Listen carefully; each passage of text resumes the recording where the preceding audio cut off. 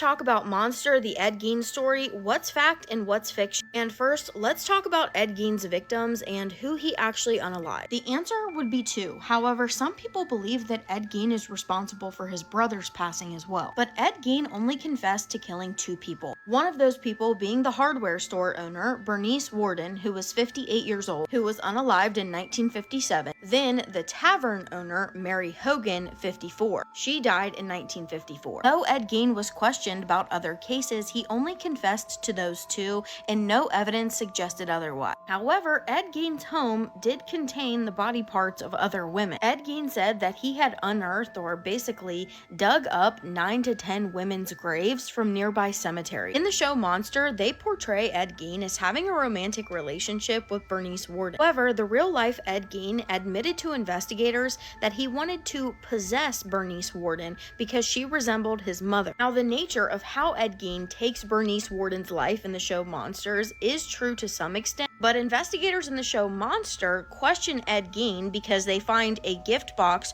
with a gift tag that says Eddie on it. In real life, they questioned him because Ed Gein had left behind a receipt for antifreeze that he had purchased, which was the last thing that Bernice Worden sold in her store. As far as Ed Gein having intercourse with Bernice Worden, during his stay at the Central State Hospital, he told doctors that he never had a sexual experience because of his mother's strict religious code. Now, when it comes to the discovery of Bernice Worden's body in Ed Gein's shed, what was depicted in the show Monsters actually almost replicates the crime scene photos exactly.